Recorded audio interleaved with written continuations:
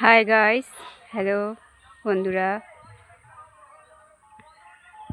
দেখো, এই যে ধান আছে, এই ধান অর্ধেক কাঁচা অর্ধেক শুকনো। তো হাফ অলরেডি কাটা হচ্ছে। এটা অন্য লোকের ধান আছে।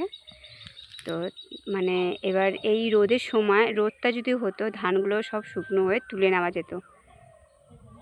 কিন্তু কথা হচ্ছে, এইখানে এত বৃষ্টি হয়েছে, ধান সব ভিজে গেছে। যেগুলো কাটা আছে সেগুলো আবার শুকনো করবে, যেগুলো যেগুলো ভিজে আছে সেগুলো আবার শুকনো করবে কেটে। এখন তার ওপারে আছে কড়াই বাঁধা, মানে ওটা অনেকটা দূর আছে, বাঁধায় নামা যাচ্ছে না। মানে ওই মুগ ডাল হয় তো, ওই মুগ ডাল আছে ওপারে। এই যে ধানের একটু ওপারে মুগ ডাল আছে, মুগ ডালগুলো সব ভিজে গেছে। এবার এগুলো মুগ ডালগুলো 17 টাকা কিলো হিসাবে তোলা হয়। ওগুলো 1 কিলো তুললে 17 টাকা। তো ওই পারে মুগ ডালের চাষ আর এই পারে ধানের চাষ। এখন কথা হচ্ছে, ধানটা বেশি ইম্পর্টেন্ট, কেননা ধান এখন ভিজে গেছে।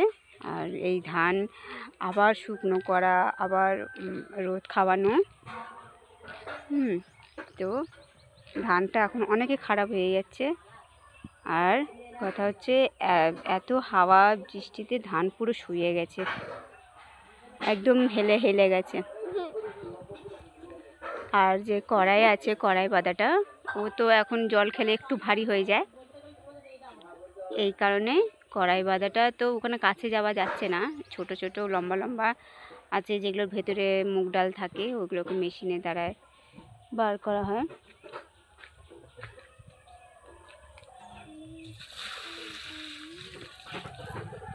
ধান অর্ধেক পেকেছে আর অর্ধেক কাঁচা আছে। যেগুলো পাকা আছে সেগুলো সব শুধু কাটা হবে, ওইগুলো সবই কাঁচা।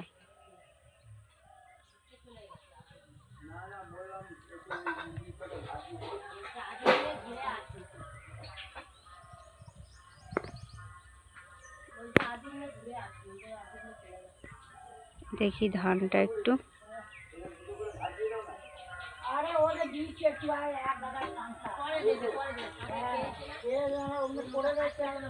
এটা অন্য লোকের বাঁধা আছে।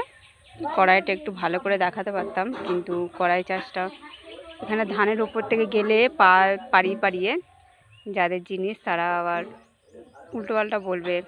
আর পাড়ি যাওয়াটাও ঠিক না ধানটাকে, এই জন্য যাওয়া যাচ্ছে না। এই জন্য দূর থেকে ভিডিওটা করলাম। আর এটা হচ্ছে আমাদের আম গাছ। প্রতি বছর আম হয়, এই বছর মনে হচ্ছে একটাও আম হয়নি, সব ঝড়ে ভেঙে গেছে। আর যারা এই ধানগুলো পোঁতে, তারা আমাদের এই হাফ আম গাছটা কেটে দেয়। এই কারণে কেটে দেয় যে আম গাছের ছাওয়াটা পুরো আসে, ধানটা হয় না ঠিকভাবে। ওই কারণে আমাদের আম গাছটা হাফ কেটে দেয়। আর এই আম গাছে প্রচুর আম হতো, এবারে একটাও আম হয়নি। ঘরে যাও, ঘরে যাও। প্রচুর আম হতো এই গাছে, কিন্তু একটাও আম হয়নি এই বছর। চলো চলো চলো, আয়ুষী এখন রেডি হয়ে, মামা দেখি তোমার মুখটা একটুখানি। আয়ুষী এখন রেডি হয়ে গেছে, আমার সাথে যাবে বলে পাগলা হয়ে গেছে। তোমরা দেখো, বলে দাও মাম্মাম হাই গাইস। আর আমি আয়ুষী। আর আমাদের মুরগি, কটা মুরগি আছে মাম্মা? 1টা 2টো 3টে 4টে। ও বাবা, ওখানে আছে আবার 2টো বড় বড়, দেখি এখানে আবার একটা আছে, এই একটা 11টা আমাদের আছে। আর তোমার উনুনটা কই মাম্মা? আয়ুষীর একটা উনুন আছে বন্ধুরা, দেখাচ্ছি তোমাকে। তোমার উনুনটা কই? এই দেখো আয়ুষীর উনুন, এটা ছোট্ট উনুন। তুমি এর মধ্যে কি করো? চা করো? ও আচ্ছা আচ্ছা, উনুনটা কাঁচা আছে। দেখি এই মুরগিটা, এটা মোরগ আছে। দেখো বন্ধুরা, এটা মোরগ আছে। এটাও তো মোরগ আছে না মাম্মা? দেখো, এটাও একটা মোরগ আছে, গাগর করতেছে।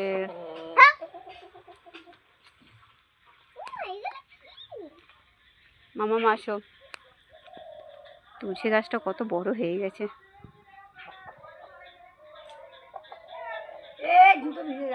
এদিকে আসো মা।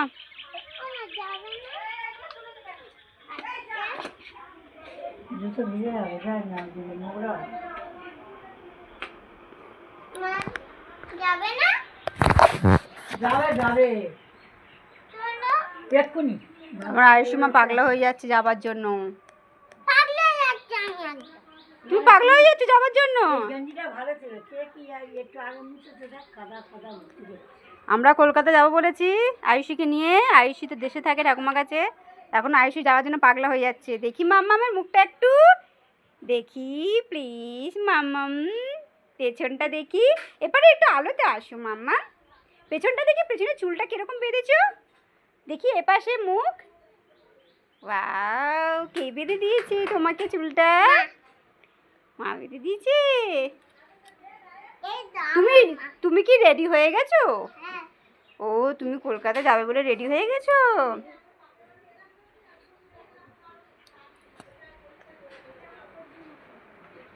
মামা, বাপি তো এই ঘরে ঘুমাচ্ছে।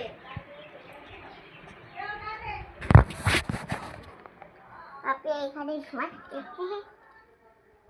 বাপিকে জিজ্ঞেস করো কখন যাবে। বাপিকে জিজ্ঞেস করো কখন যাবে। তুমি এবার বলো। এ কখন যাবে? পরে কখন? বেরোচ্ছে বেরোচ্ছে অস্ত্র একে বেঁধে দিয়ে কাকে বেঁধে দিয়ে আসবে? মেয়ের আগে পাগলটাকে বেঁধে দিয়ে ভোর থেকে আমাকে পাগলা করে দিচ্ছে ডেকে ডেকে।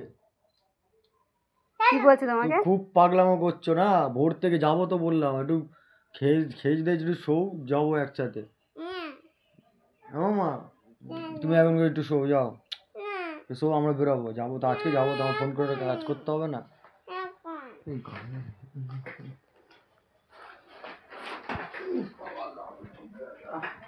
পরে যাবে যাও। একটা বিয়ে লেগেছে। চলো। বাপি পরে যাবে যাবে। মামাম দাঁড়াও এখানে।